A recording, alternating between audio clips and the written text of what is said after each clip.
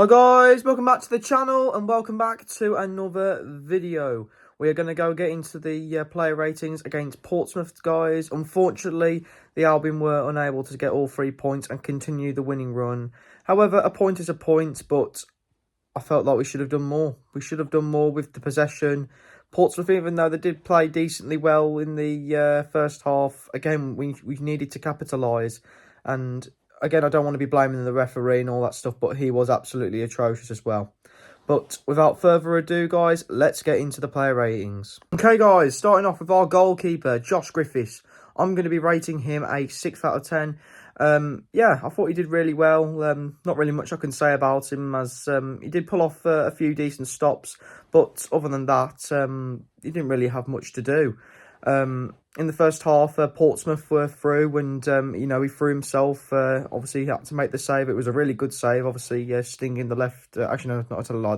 Well, technically, his right of his hand. And obviously, that was a good save of him. And also in the second half, they were close off the deflection. And he was able to react well and get down and make the save. But other than that, other than Colby Bishop's goal, they couldn't really do anything about that because that was an excellent team goal from Portsmouth. I mean, I can't lie. It was, really well created, and Colby Bishop was left on his own and was able to, get the head on it. And obviously, it was a good header and he got the equaliser. But other than that, Josh Griffiths, he gets a 6 out of 10.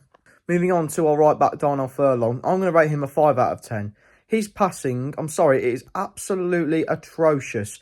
Every time, he wants to make a pass or he puts the ball up, without any real care or just, starts to panic.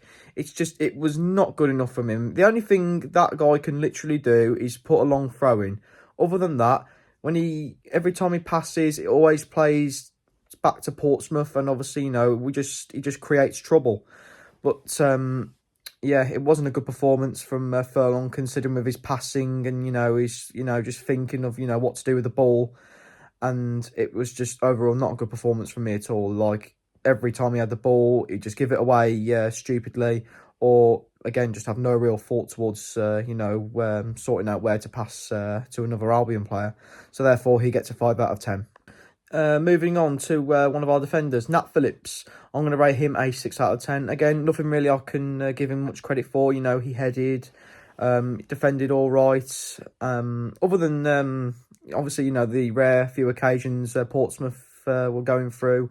Again, he was disciplined. He did the job, and either it fell to Griffiths or obviously, he'd head or, clear the ball away.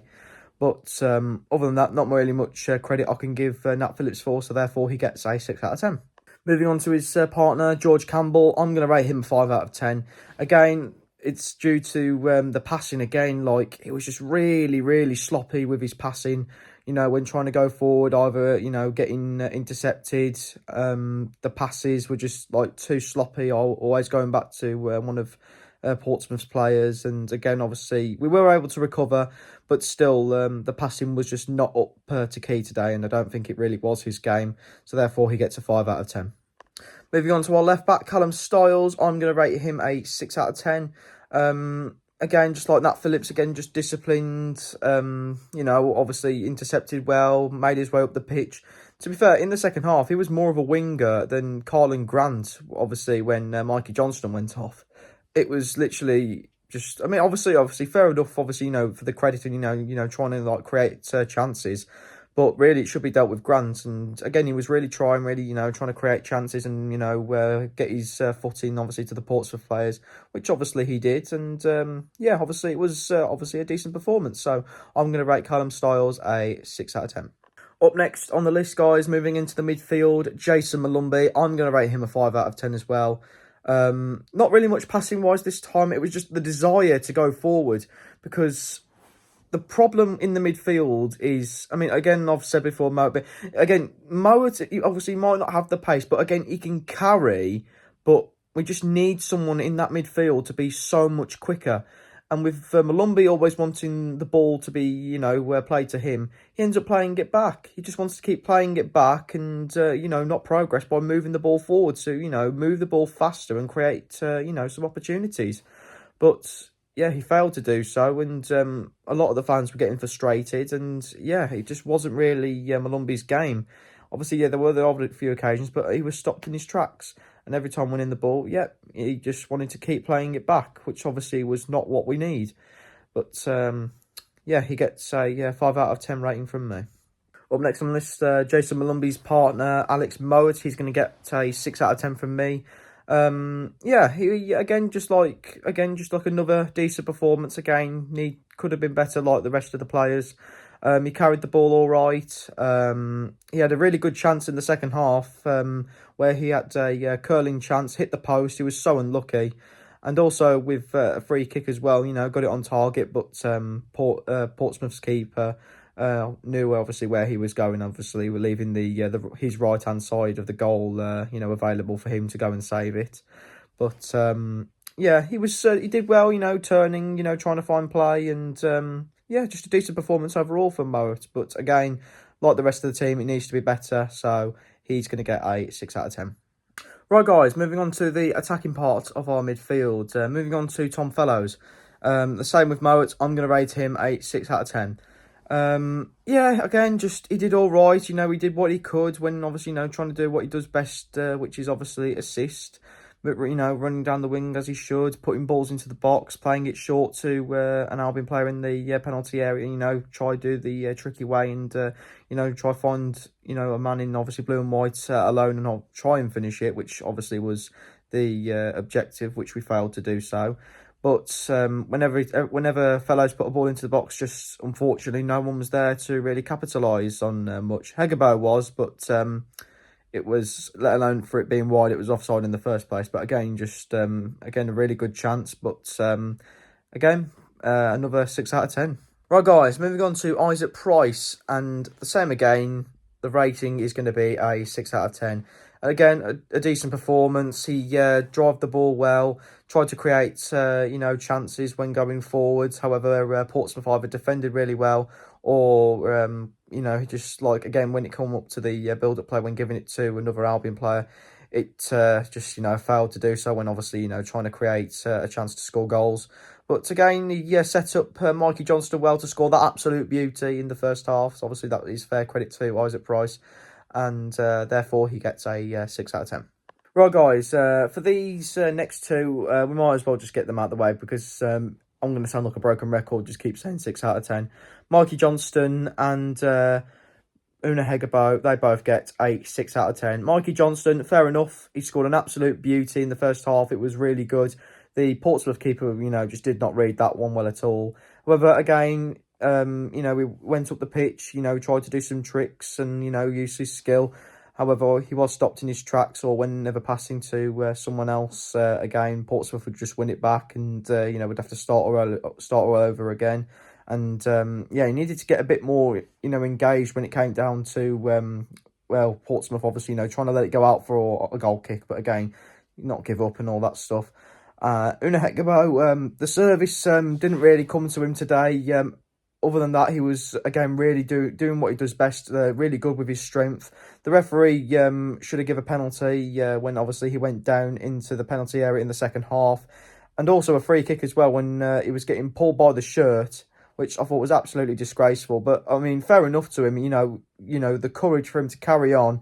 Again, it should have been a free kick, but fair enough. He, carried on going, to see if he could try score a goal and, create a chance for someone else. But again, he wasn't able to get the chance to. But again, the effort when obviously, he's, just continuing to be strong and move up the pitch. Again, it's all there. But unfortunately, he just wasn't able to get much service today. And therefore, both Mikey Johnston and Una Hegebo get a 6 out of 10. And for the substitutes, literally all of them are matching the exact same rating, 5 out of 10. The ratings that go to 5 out of 10 on the bench were Jed Wallace, Josh Madger, Carlin Grant, and Toby Collier. Toby Collier, I mean, to be fair, it might sound a bit harsh, but again, I can't really say much for Toby Collier. He did do a good tackle in the last few minutes of the game, which Elliot Bell, I think the referee's name was, gave a foul for, which again was stupid. Carlin Grant, again, I mean, even though there wasn't much involvement, he was far too close to the midfield when he should be on the wing. I mean, if they're trying to do something new, fair play.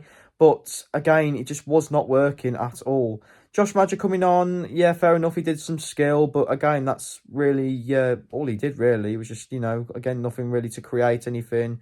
And also the same for Jed Wallace, who was literally just running up the pitch, trying to push forward. But again, nothing really came from either any of those players.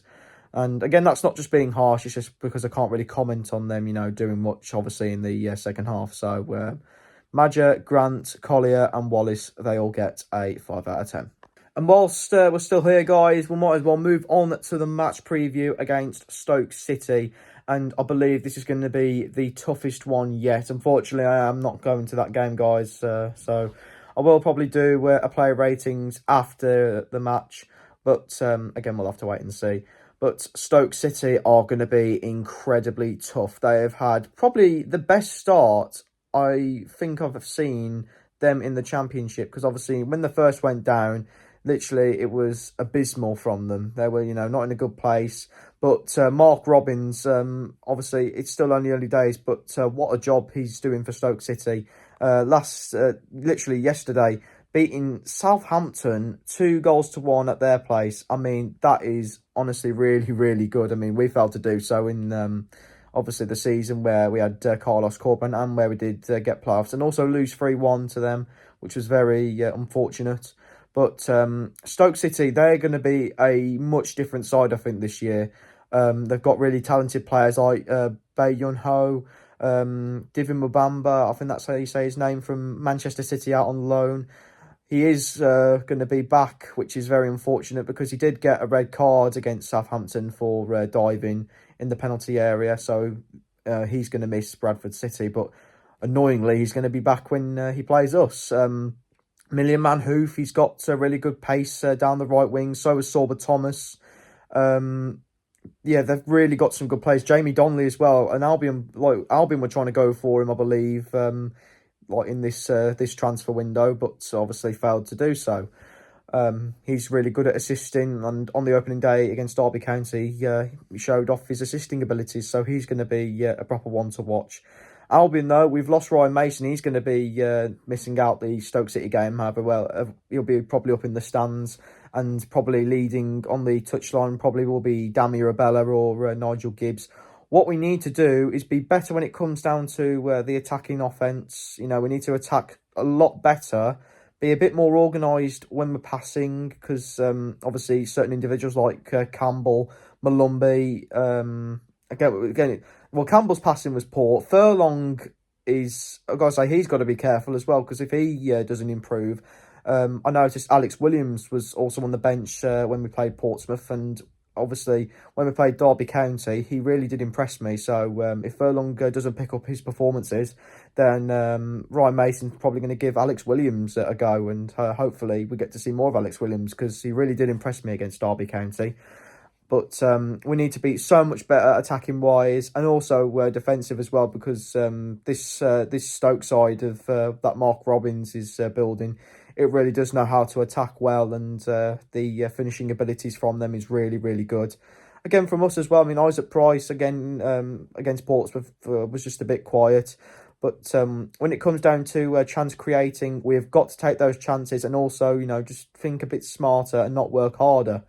But yeah, so it's going to be the toughest game yet. Stoke City currently lie top of the Championship. We've got down to fourth because Coventry City smashed QPR 7-1. So, again, we're still unbeaten, but hopefully we can spoil Stoke City's great run to the opening day.